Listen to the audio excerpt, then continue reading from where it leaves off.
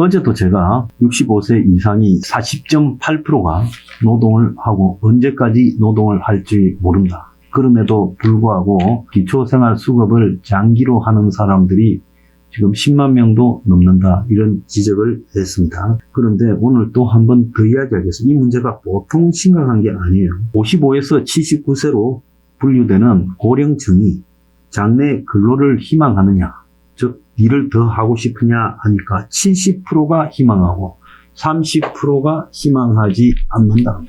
그럼 70% 희망한다는 사람은 자기가 지금 가지고 있는 재산, 연금 등으로 봤을 때 먹고 살기가 불가능하니까 이렇게 말하는 거 아니겠습니까?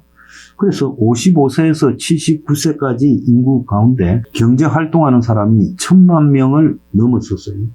그래서 총 이 연령대 인구가 1664만인데 그 중에 1001만 명이 일을 하고 있다. 그래서 작년 한 해보다 32만 8천 명이 늘어났다. 이렇게 보도되고 있어요. 그래서 한국이 2005년 고령층의 노동에 관한 통계를 작성하고 난 이후에 20년 만에 처음으로 고령층 경제활동 인구가 1000만 명이 넘었다고요. 그럼 전체 경제활동 인구가 얼마쯤 되겠습니까? 그래서 이 고령층이 경제활동을 해야 되는 부분에 자실현인이 더 나아가서 집에서 놀면 뭐하나, 그래서 일을 하는 게 낫다. 이런 이야기는 이제는 하면 욕먹습니다. 그럼 왜 일을 하느냐? 고령층이 일하지 않으면 먹고 살기가 불가능하기 때문에 일을 하는 생계형이다라고 봐야 되고요. 그래서 이 고령층이 73.4세, 그러니까 73세와 4세 사이에까지 일을 하기를 희망한다는 거예요. 그럼 이게 만으로 이야기하는 거니까 이렇게 따지면 저는 13년 6개월을 더 일해야 된다라는 거예요. 그래서 고령층에 연금을 받는 사람은 86만 원밖에 안 되고 절반만 이것도 연금을 받고 있다는 거예요. 그러니까 수입이라는 게 없다는 겁니다. 그런데 벌어놓은 걸 가지고 살아야 되는데 한국의 경제 성장 과정에서 지금 예를 들어서 고령층이 막 되고 있는 사람들이 가장 한국 경제의 전성기에 살았던 사람이에요. 그러지 않습니까?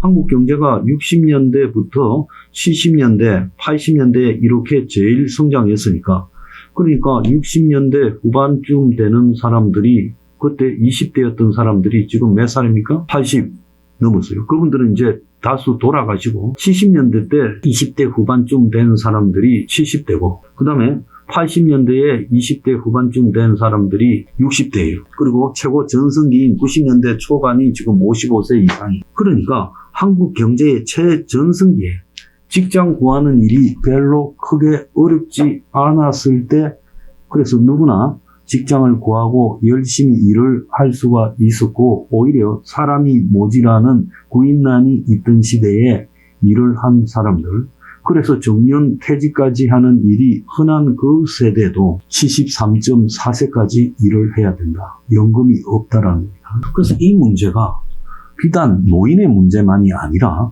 그러면 일자리가 더 없어진 것이 90년대 이후에 보편화됐어요. 그래서 종신 일자리가 없어지고 파견직, 일용직, 계약직 등의 일자리가 늘어나서 그 이후부터는 평생 직장이라는 개념도 소멸됐잖아요. 그러면 그런 사람들이 앞으로 사회로 나왔을 때는 얼마나 일해야 되냐? 아마 죽기 직전까지 일해야 될 거라고 보고 있습니다. 그래서 희망 은퇴 나이가요, 55에서 59세는 69.7세, 그러니까 10년을 더 일해야 되겠다. 자, 60세부터 64세는 71.9세, 그러니까 한 6, 7년 더 일해야 되겠다.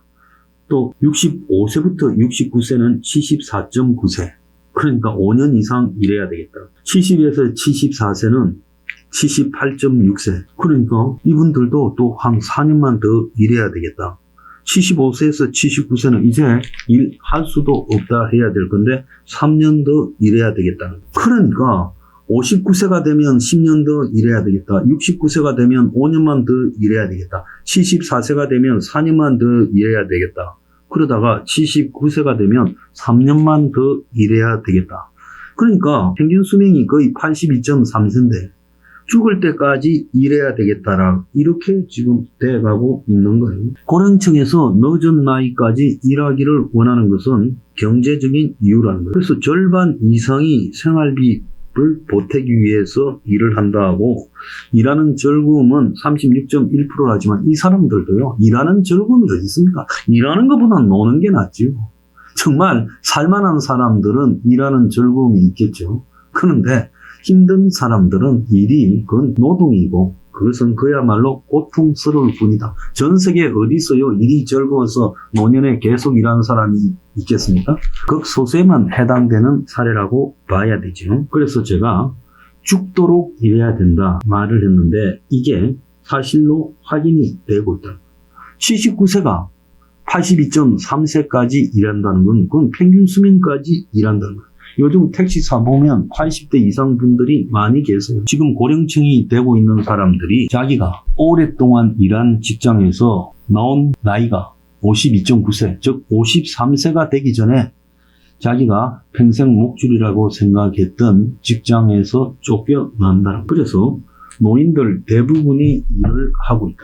정말로 아주 좋은 직장에 다니던 사람들, 아니면 공무원이나 군인, 그리고 경찰, 교사 등을 해가지고 연금이 한 달에 한 300만 원 이상이나 이렇게 나오는 사람들, 그런 사람들을 빼고 또 자산가라고 불리우는 사람들 수십만 명 빼고 나머지는 전부 일을 해야 된다는 거예요. 그래서 한국의 상위 10%가 집 포함 10억 8천만 원이라고 하잖아요. 그 사람이 집이 한 6, 7억 한다면 그 사람이 가지고 있는 돈은 한 3, 4억밖에 안 되고 이 3, 4억을 가지고 퇴직한 이후 근 30년을 살아야 되는데 견적이 안 나오잖아요. 그러면 4억을 가지고 30년을 산다 해도 이 답이 안 나오는 이야기죠. 10년에요. 1억 한 3천씩 써야 된다는 거예요. 10년에.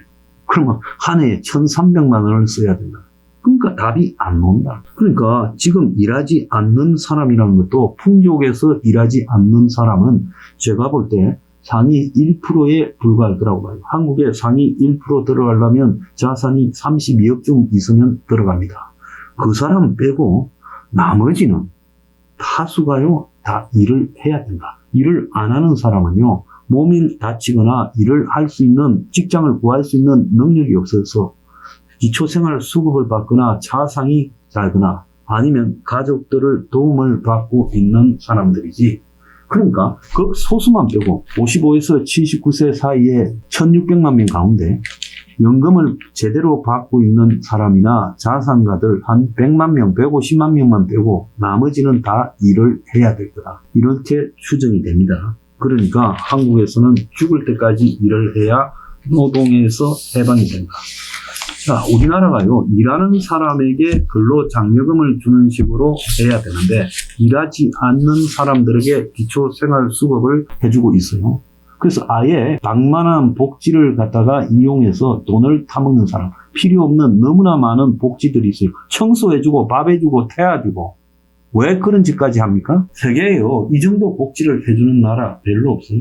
미국 가보세요. 이런 복지가 있습니까? 저는요, 복지는 일하는 사람에게 주어져야 된다. 그래서 일을 나이 들어서 할 수밖에 없는 사람들에게 나이가 들어서 하는 일이요, 수입이 굉장히 낮잖아요. 솔직히 말하면 나이가 들어서 하는 일은 그야말로 50만 원, 100만 원을 주로 부릴 수 있다. 이런 생각을 하고 있습니다. 사용자들이요. 그러니까 저임금으로 청소를 하고 저임금으로 경비원을 하고 저임금으로 각종 허드렛 일을 하는 사람들이 얼마나 많습니까? 그럼 이런 속에서 우리가 어떻게 해야 되겠습니까? 저임금으로 최저임금도 못 미치는 수준에 일하는 사람들한테 돈을 보태줘야죠. 알바가 아니라 그야말로 일주일에 한 40시간에 근접하는 노동을 하고 있는 사람들한테 지원을 해줘야지. 그러지 않은, 일하지 않는 사람들한테 돈을 주는 거예요. 나보고 잔인하다고 할지 모르겠지만 이렇게 해야 다 일을 하는 거예요. 정말로 일을 할 수 없는 사람은 국가가 심사해서 아주 축소시키고 그들은요, 국가의 시설에 가야 된다고 저는 생각합니다. 그 사람들의 밥 해주고 빨래해주고 청소해주고 이동까지 시켜주고 이런 게 어디 있어요. 그래서 이 나라가 최전성기에 살았던 사람도 죽을 때까지 대부분 일을 해야 된다. 이게 말이 되는 일입니까? 그러면 국가가요, 복지의 방향을 바꿔야 되지 않습니까?